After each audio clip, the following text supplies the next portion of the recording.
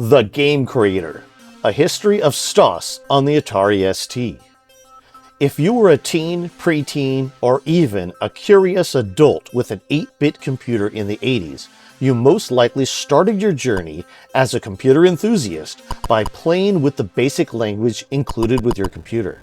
Some people typed in a few programs and then moved on to games and never looked back, while many of us were so engrossed in the power to control the computer and especially create our own small games that it became an obsession that we still feed off today. Eventually, many of us sold or traded up to a 16-bit computer, maybe an Amiga or an Atari ST, and we found that basic languages bundled with those machines before the advent of Super and Power Pack bundles, for the ST at least, was lacking in any game-making ability. In fact, some of the basics were so poor that many of us were put off trying to program on these newer, faster machines at all. Enter the game creation basics. If you were an ST owner in 1989 or an Amiga owner just a few months later, your prayers were answered by a fantastic set of tools by a tiny French development team of 2 genius developers. Let's dive into that story coming up next.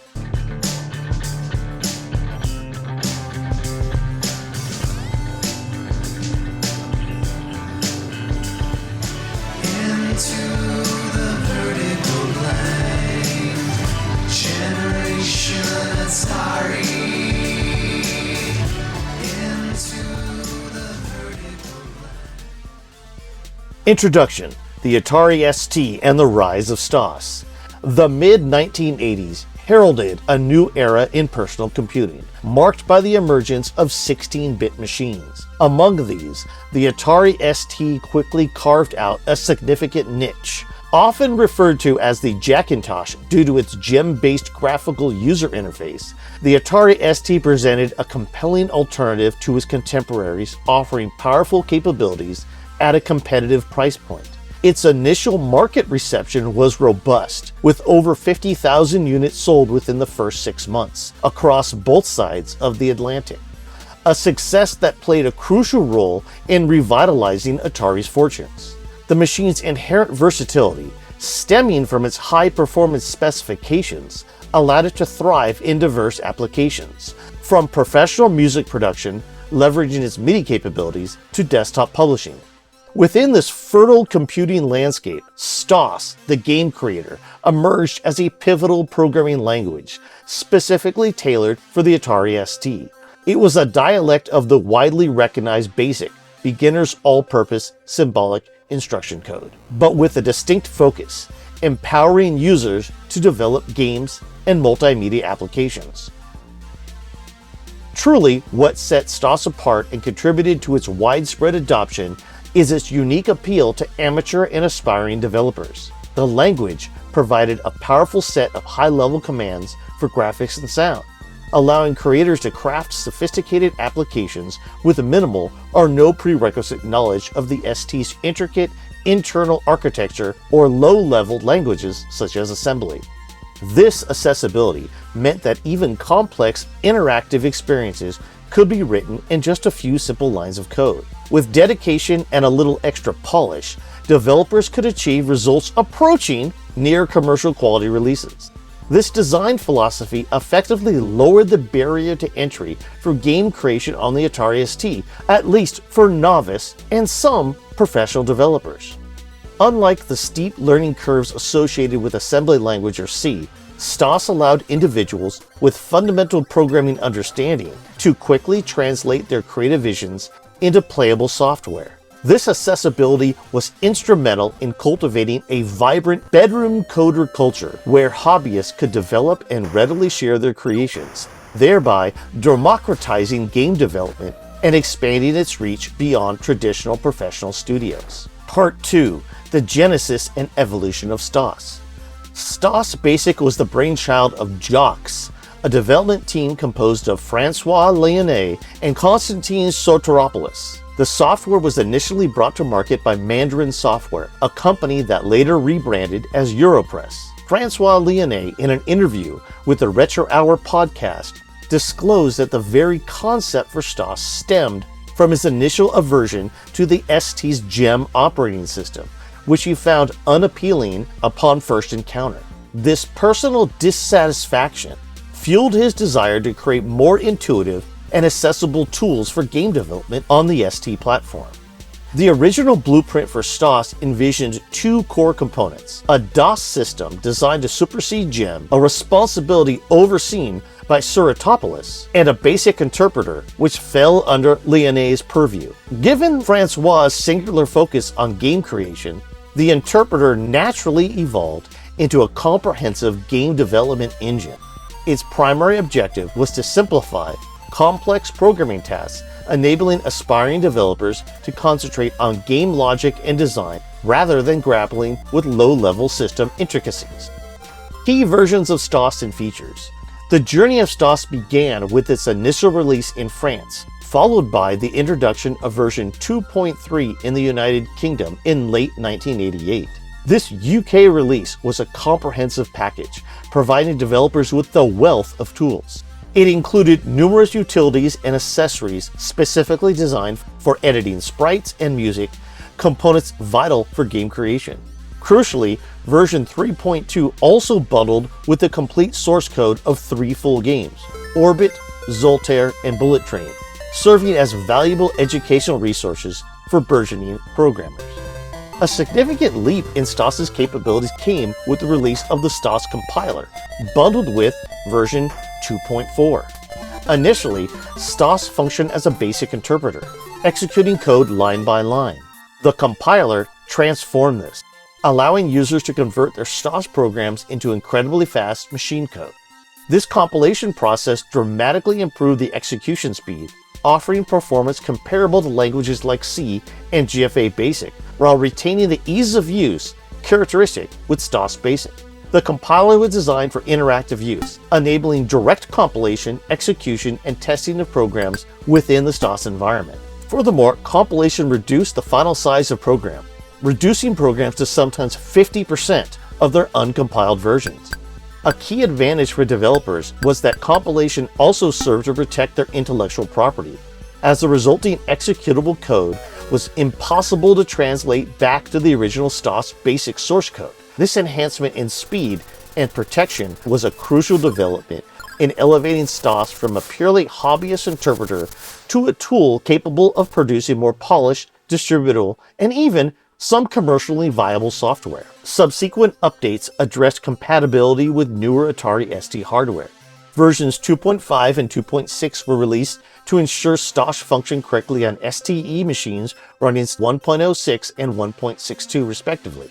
The final official version, 2.7, was a compiler-only update aimed at resolving issues with the compilation of tracker replay routines. Beyond the official releases, the dedicated STOS community continued to develop and update the language, including a third-party modification known as STOS 2.07, which provided broader STOS compatibility and support for the Atari Falcon. This community effort culminated in version 3.0 in 2014, demonstrating the language's enduring appeal. In a significant move to preserve its legacy and foster continued development, Francois released the source code of STOS Basic around 2001. Extensions expanding STOS's capabilities. A defining characteristic of STOS was its inherent extensibility, allowing programmers to augment its functionality by adding new commands through machine code extensions. This feature proved crucial, leading to the creation of a multitude of extensions that significantly enhanced the language's power and prolonged relevance. These extensions were vital in addressing both the perceived limitations of the core STOS interpreter and the specific hardware quirks of the Atari ST. Notable extensions: STOS Maestro and Maestro Plus. This is among the earliest extensions, introducing the capability to play sampled sounds with STOS games. STOS Maestro Plus further enhanced by bundling the Maestro extension with a hardware cartridge that allowed users to capture their own sounds. Misty and the Missing Link. These extensions were particularly impactful. The Missing Link is often cited as the premier extension, offering a wide variety of new commands and faster, optimized versions of existing ones. It was especially critical for implementing pre-shifted graphics, a clever workaround for the Atari ST's inherent 16-pixel horizontal boundary limitation in graphics copying. This technique enables smoother, pixel-level scrolling in games, a significant visual improvement. The development of these and other code extensions by the community directly addressed the technical shortcomings of the STOS interpreter and the Atari ST hardware. This collective innovation transforms STOS into a far more powerful and versatile tool than its initial release suggested, providing it with a renewed vitality and ensuring its viability for game development for many years. This dynamic demonstrates how a dedicated user base can drive the evolution and longevity of a platform. A few other notable STOS extensions. STOS 3D offered considerably faster drawing of 3D objects. The Blitter extension utilized the STE's Blitter chip for ultra-fast screen copying and clearing operations. The STE extension utilized the STE's scrolling, with a bug unfortunately, Jaguar gamepads, DMA sound, and more. Les Greenlaw's Control extension added 55 new commands, including a replacement sprite engine optimized for the STE's larger hardware scrollable screens. It added support for 4-player games, Jaguar joypad capability, Blitter support, and more. The Cyber extension, allowing the replay of Cyber Paint animations. The Eagle extension enabled functions like screen fades and other effects to run concurrently with the main program code, bypassing the blocking nature of STOS's native fade instruction. The Fast instruction, a general optimization extension that sped up various aspects of the language, including screen clearing, mathematical calculations, and screen plotting. The GBP extension introduced numerous commands, such as controlling disk drive lights, checking printer connectivity, setting printer configurations, and unpacking common packed file types. The Gemma extension allowed developers to leverage gem manager calls within STOS, allowing the creation of window-based application, multitasking, and even the 256-color display of the Atari Falcon. Distribution and accessibility. The widespread availability of STOS Basic and applications created with it was a cornerstone of its success and popularity. Distribution occurred through a multifaceted approach, encompassing commercial channels, popular media, and a vibrant community-driven network. Commercial distribution. STOS was a commercially available product, with its 3.2 version launching in the UK in late 1980 under the Mandarin Software label. Its popularity was such that Atari Corp itself recognized its value, licensing STOS to be included as a key component of the Discovery Pack, which was bundled with new Atari ST computers. This strategic bundling was a masterstroke, ensuring its exceptional wide initial launch by placing the programming language directly into the hands of a vast number of new ST owners. Discover the incredible power of the Atari 520 ST. With the new Atari Discovery Pack, you can learn computer programming. You can discover talents you never knew you had. And create and play games as exciting as in any arcade. The new Atari Discovery Pack for less than £300. Magazine cover discs. Perhaps one of the most effective and pervasive methods of software distribution during the Atari ST era was through magazine cover discs. Prominent publications such as Atari User, Microcare, ST Format, and ST Review regularly featured STOS programs, utilities, and even full games on their accompanying floppy disks.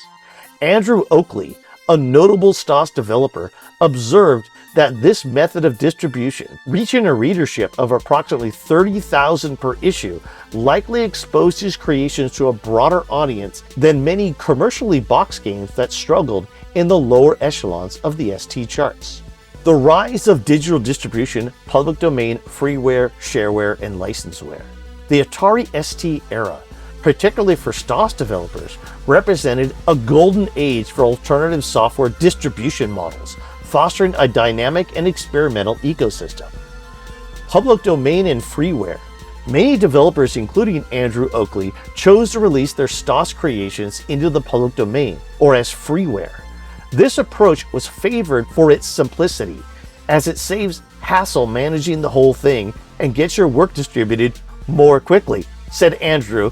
Public domain software flourished on the Atari ST, often disseminated through public domain series discs, some of which impressively spanned over thousands of discs. Shareware. This model allowed users to try software without upfront payment, with an implicit or explicit request for donation or registration fees if they found the software valuable. A compelling incentive for shareware registration was the provision of the game's source code, a practice observed with games like Balls. The game Fallers also offered its STOS source code upon registration. Licenseware. This was a hybrid model, often serving as an intermediate step between completely free software and full commercial releases. Developers such as Silly Software, founded by Dino Sharples, initially released their games as licenseware before transitioning to commercial distribution. Andrew Oakley's Squareoff was available as a Goodman's license, where registering the game for a fee, £5, granted access to a level editor, acting as a powerful incentive for payment. Robin Ball's Secret Weapon was also released as licenseware by LAPD. Power Fist licenseware published titles like EE's Lost His Marbles and the Hunchy series. Community-driven distribution, disc scenes, and user groups. Beyond the formal channels, a robust community infrastructure played a vital role in facilitating the distribution of STOS creations. Disc zines, which were digital magazines distributed on floppy disks, served as crucial conduits. Examples include Stosser, ST+, ST Info, Sten, STE Tosterone, STOS Bits Disc, STOS Fried Chip Disc, STOS User Club Diskette, Stun and Stampede, and many more. These disc scenes often contained articles, tutorials, and executable programs, fostering a strong sense of community among developers. Dino Sharples, a prominent STOS developer, actively participated in this ecosystem, eventually becoming the editor of Stosser magazine, contributing articles and programming its interface. User groups and online forums such as the current STOS Coders Forum and its associated Facebook group, along with historical archives such as the STOS Time Tunnel, have further supported this collective environment by providing platforms for sharing resources and fostering collective development. This multi-channel distribution approach had a profound democratizing effect on software creation and consumption in the 90s and even now. The initial bundling of STOS with new ST machines and its widespread inclusion on magazine cover discs ensured that the programming tool reached a massive pre-existing audience of Atari ST owners, many of whom might not have otherwise sought out a programming language. This low barrier to access for the development tool itself, combined with the flexible licensing models for its creation, cultivated an environment where hobbyists could easily begin their programming journey and then readily share their work. The sheer volume of distribution, exemplified by magazine readerships of tens of thousands per issue, meant that even projects from bedroom coders could achieve significant visibility, potentially reaching more users than many traditional boxed games, especially in the mid and late 90s. This model was instrumental in STOS's grassroots popularity and the proliferation of user-generated content, effectively bypassing the traditional retail gatekeepers for many small developers. The popularity of STOS and its impact on the ST community. STOS Basic achieved remarkable commercial success, particularly for a non-game software title. It holds the distinction of being the world's first non-game title to take the #1 spot in the UK Gallup software sales chart history. It ascended to the top position, #1, in the UK ST charts in November 1988, and maintained a presence on those charts for an impressive 8 months. By August 1991, STOS Basic had sold a substantial 160,000 copies. The primary driver of STOS's profound popularity among amateur programmers was its user-friendly design. It facilitated rapid game creation without demanding extensive knowledge of the Atari ST's intricate internal workings. Francois Lyonnais emphasized its easy learning curve and its capacity to instill good programming practices.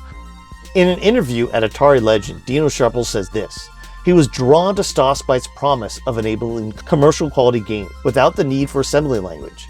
He found it superior to other basic dialects, like GFA Basic in terms of power and ease of use, and retains a strong sense of nostalgia for the STOS community. His development of the STOS Adventure Creator and the STOS Graphic Adventure Creator demonstrates the language's versatility for specific game genres. Criticisms and counter-arguments.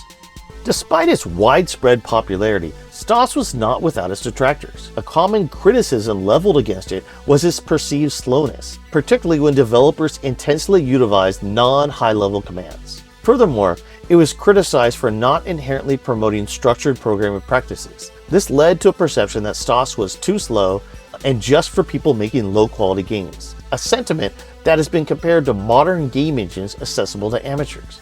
However, these criticisms must be viewed within the context of STOS's design and evolution. The release of the STOS compiler, version 2.4, directly addressed the performance concerns, allowing programs to run significantly faster by converting them into optimized machine code. Moreover, the extensive ecosystem of machine code extensions such as the missing link provided high-quality routines and specialized functionalities such as pre-shifted sprites that dramatically improve performance in games, effectively mitigating the perceived slowness for its core purpose. While general benchmarks might indicate STOS's inefficiency for certain operations, its specialized sprite engine and high-level commands were highly effective for game development. This highlights that STOS's strength lay in its specialized, high-level approach to game creation, rather than its general-purpose programming capabilities. Its slowness, in quotes, was a limitation for some tasks, but not for its core purpose, especially for single-screen arcade games in its initial incarnation, especially when leveraged by skilled developers and the extensive extension ecosystem. This perspective reframes the criticism as a misunderstanding of STOS's intended scope and emphasizes the importance of specialized tools in this particular domain, especially in making games. Game programs have always been about programming tricks and how to overcome limitations. Showcase of STOS creations and notable games. The enduring impact of STOS is perhaps best illustrated through the diverse array of games created with it, spanning various distribution models. While Moby Game lists 35 games specifically made with STOS and numerous other titles are mentioned across interviews and magazine articles, the following selection highlights some of the most notable examples. Alien Thing. One of my all-time favorite STOS games is the overhead spaceship shooter exploration game Alien Thing. Its developer, Robin Ball, in an interview with Atari Legend said he considered STOS a great start for an aspiring game developer, programmer, and artist. His experience developing Alien Thing underscored the crucial role of extensions like the missing link in overcoming the ST's hardware limitations, particularly for achieving smoother graphics. He also encountered challenges posed by the declining Atari market, which ultimately impact the commercial viability of his products. Also especially notable are both of Tony Greenwood's hero games, Human Extraction and Rescue Operation 1 and 2. Number 2 is possibly one of the absolute best, most well-crafted public domain games on the ST, let alone one of the best STOS games. Other games, commercial games, Orbit, Zoltaire, and Bullet Train were all released with the software in 1988 for the 2.3 release. Cartoon Capers was a cartoon beat-em-up, winner of STOS's game writing competition. Games Galore in 1990, Mandarin Software released these runner-ups in the game competition: Skystrike, Yumo, Mouthtrap, and Skate Tribe. Personally, I find Mouthtrap and Skate Tribe incredibly fun. Mobster City by Silly Software. Dino Sharples' creation inspired by the Wild Bunch had very positive reviews. Granny's Garden, 1994, another professional-looking title from Silly Software. Fun School 3 and 4, released by Europress, an educational series. Heartland, a Dizzy-style action game. Island Strike: The Ultimate Conflict, 1996, another action game. Freeware and public domain. Ballpark by Andrew Oakley, released in the public domain from Budgie Software from the early 90s. Licenseware. Square Off from the early 90s by Andrew Oakley. By Goodman Shareware, offered the level editor upon registration. Hunchy 1066 and 2010 series, 1993 by PowerFist. Shareware. Balls by Simon Carter, early 1990. Source code available upon shareware donation. Fallers 1992 by Suresoft, offered STOS source code upon registration. There are so many other great STOS games. I just want to pick a few based on the various distribution types. Watch our other videos, as we have already had multiple videos on STOS games and will continue to highlight more. Legacy of STOS. STOS Basic was far more than a transient programming tool for the Atari ST.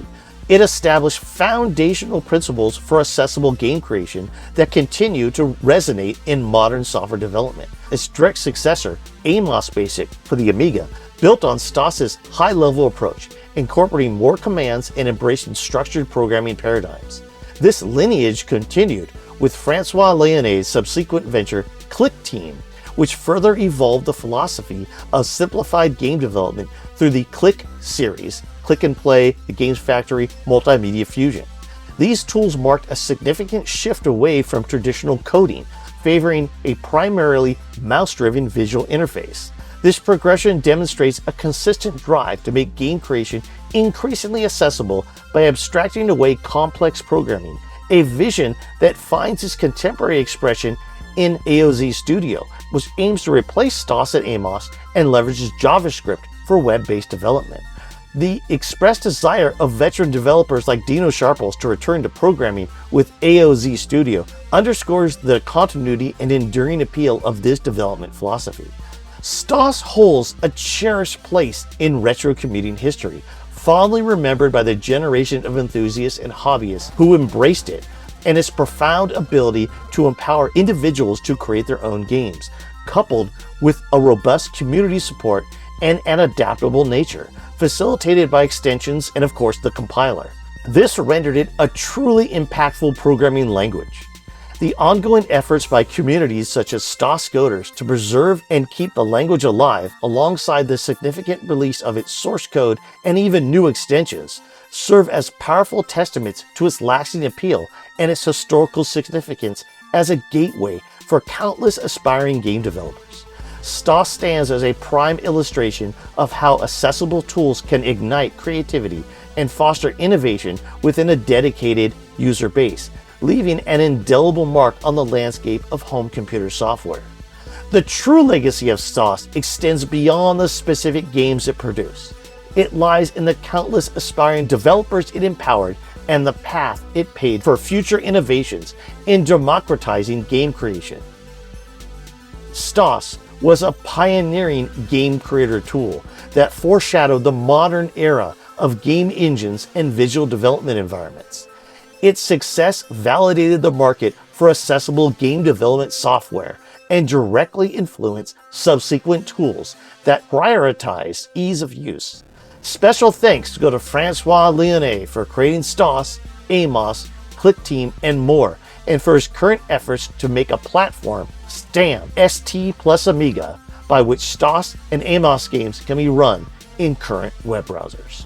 Give a special shout out to all the folks at the STOS Coders Facebook group who are working every day to keep STOS alive and well. Special thanks go to Neil Holliday, Dino Sharples, and Michael Keenside for creating the site and keeping the group running. See the link below for a comprehensive set of all the work cited and all the references used in this video. Please like and subscribe for more, and we'll have a lot more of these in-depth articles coming up soon. Have fun with your own programming languages in the vertical blank.